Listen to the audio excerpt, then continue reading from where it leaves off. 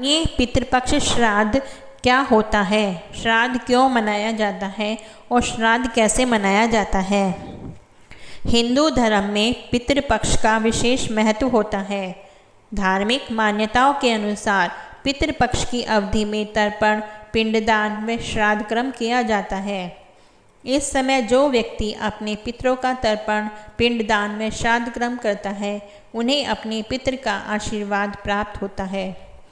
श्राद्ध करने से जीवन में आ रही कई प्रकार की समस्याएं दूर हो जाती हैं और उनका जीवन सुखमय हो जाता है। इसके साथ ही पितृपक्ष की अवधि में दान करने का विशेष महत्व होता है। दान करने से व्यक्ति को विशेष लाभ प्राप्त होता है।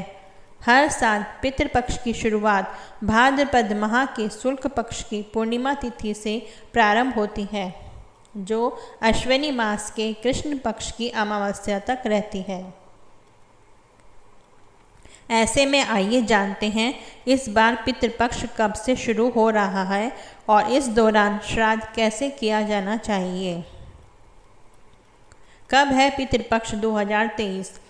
पितृपक्ष की शुरुआत इस साल भाद्रपद मास के शुक्ल पक्ष की पूर्णिमा तिथि से हो रही है, जो 14 अक्टूबर 2023 दिन शनिवार अमावस्या तक रहेगी। श्री कृष्ण भगवान ने कहा है कि आत्मा कभी मरती नहीं, ये बस एक शरीर से दूसरे शरीर में बदलती है। इसलिए आप अपने पूर्वजों को जब भी कुछ अर्पित करते हो तो वो उन्हें मिलता है। दानवीर कर्ण, जिनके नाम के आगे ही दानवीर था, उन्होंने पूरी उम्र बहुत दान किया। जो भी उनसे कुछ मांगता वो उसे जरूर मिलता। कर्ण जब परलोक गए तो वहाँ उन्हें वो कुछ दुगना दिया गया जो कि उन्होंने दान किया था, लेकिन वो सब हीरे, जवाहरात और सोना चांदी थे। कर्ण को खाने को कुछ नहीं मिला क्योंकि उन्होंने कभी भोजन दान नहीं किया था। कर्ण भूख से व्याकुल हो गए। अंत में यमराज की विनती करके धरती पर जाकर फिर से दान करने की आज्ञा मांगी। यमराज ने कर्ण को 14 दिन का वक्त दिया। कर्ण ने धरती पर आकर जमकर भोजन दान किया और श्राद्ध किया। जब कर्ण परलोक वापस आए तो उनके पास खाना पहुंच चुका था। इसलिए हिंदुओं में भोजन दान करना बहुत शुभ माना गया है। श्राद्ध के दौरान तो गरीबों को भोजन खिलाना ही चाहिए। इसके जरिए हमारे पूर्वजों को सीधे ये पहुंच जाता है। कहा जाता है कि इन दिनों यमराज की आज्ञा से आत्माएं जमीन पर आती हैं और अपने वंशजों की ओर से अर्पित किए भोजन का भोग करती हैं। पितृपक्ष तर्पण विधि। हर साल पितरों को समर्पित एक निश्चित समय अवधि में पूर्वजों का तर्पण किया जाता है। इस क्रम में कुछ अक्षत, जौ, काले तिल और जल से तर्पण कर पितरों से अपनी गलतियों के लिए क्षमा मांगनी चाहिए। कहा जाता है कि सच्चे मन से किया गया तर्पण मनुष्य को कई प्रकार के रोगों से मुक्ति दिलाता है और साथ ही हमेशा पितरों का आशीर्वाद हमारे ऊपर बना रहता है, जिससे जीवन के सभी क्षेत्रों में आसानी से सफलता मिल जाती है। इस अवधि में पितरों की आत्मा की शांति के लिए यथासंभव दान करना चाहिए। इस पूरी अवधि में हमें इस बात का विशेष रूप से ध्यान रखना चाहिए, पितृपक्ष के दौरान बाल व दाढ़ी नहीं कटवानी चाहिए। घर में सात्विक भोजन ग्रहण करना चाहिए। आपको इस पूरे समय अवधि में किसी भी प्रकार के तामसिक भोजन जैसे मांस, मछली, मदिरा आदि का सेवन से बचना चाहिए। कैसे करें मर्त पितरों का तर्पण। श्राद्ध या तर्पण करने से न केवल हमारे पितरों का आशीर्वाद प्राप्त होता है, बल्कि हमारे जीवन से पितृदोष से भी मुक्ति मिलती है। इसके साथ ही पितरों की आत्मा को शांति मिलेगी, लेकिन इसके लिए सही विधि मालूम होना बेहद ज़रूरी होता है। तो ऐसे में आइए जानते हैं क्या है तर्पण की सही विधि। ऐसे करें पितरों का तर्पण। जिस तिथि को आपके माता पिता, दादा दादी या परिवार के किसी सदस्य की मृत्यु हुई हो, उस तिथि पर ही उस व्यक्ति का तर्पण या श्राद्ध करना चाहिए। इसके लिए आपको कुश, अक्षत, जौ और काले तिल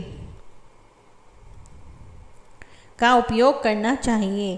तर्पण करने के बाद पितरों से प्रार्थना करनी चाहिए ताकि वे संतुष्ट होकर आपको खुशहाल रहने का आशीर्वाद दें।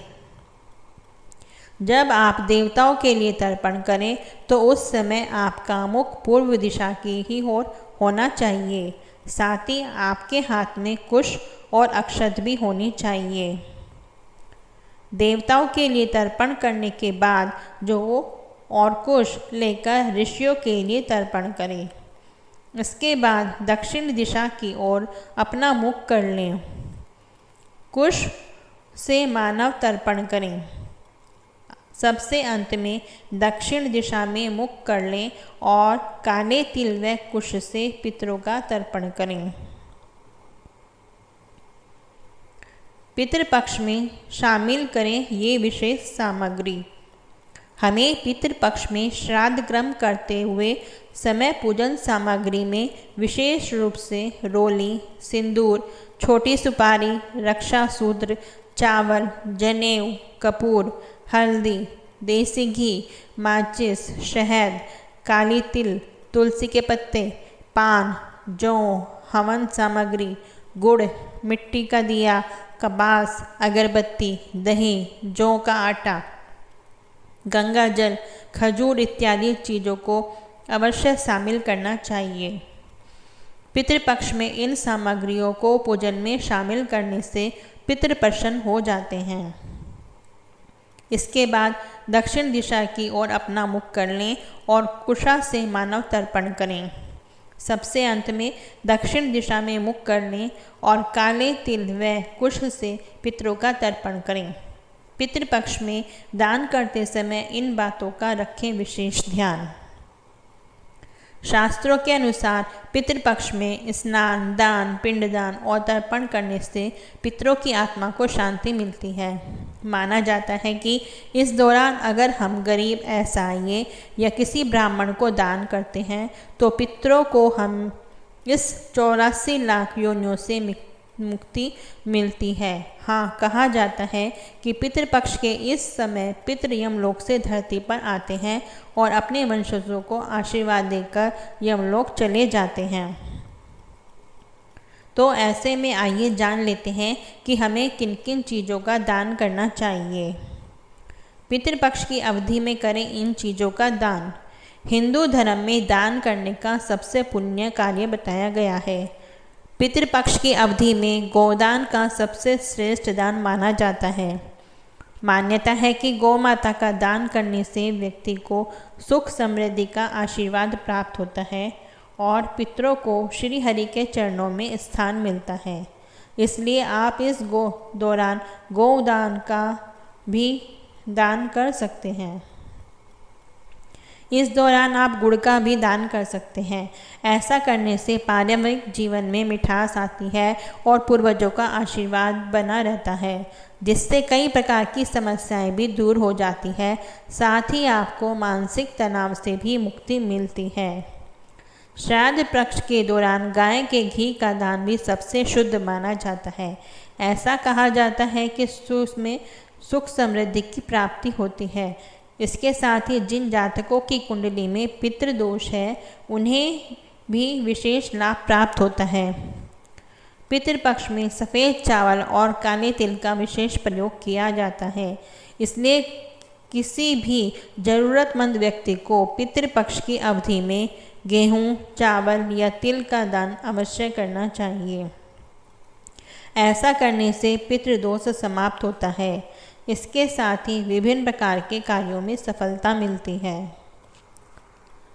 धार्मिक मान्यताओं के अनुसार पितृपक्ष के दौरान स्वर्ण दान को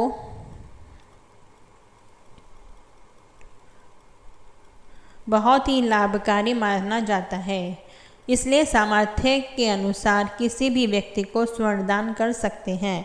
ऐसा करने से पारिवारिक जीवन में उन्नत हो रहा विवाद दूर होता है। पितृपक्ष का महत्व क्या है? मान्यता है कि पूर्वजों की कृपा से जीवन में आने वाली कई तरह की परेशानियां दूर होती है। दरअसल श्राद्ध न होने पर मृत पितरों की आत्मा को पूरी तरह से मुक्ति नहीं मिल पाती, जिसकी वजह से लोगों को कई तरह की परेशानियां होती हैं। इसलिए श्राद्ध और तर्पण के लिए पितृपक्ष का विशेष महत्व माना जाता है। पूरे पितृपक्ष में तिथि के अनुसार श्राद्ध करने का विधान होता है। अगर किसी को मृत्यु की तिथि की जानकारी नहीं हो तो उन्हें सर्वपितृ अमावस्या के दिन श्राद्ध करना चाहिए। आपको यह जानकारी कैसी लगे कमेंट बॉक्स में बताइए।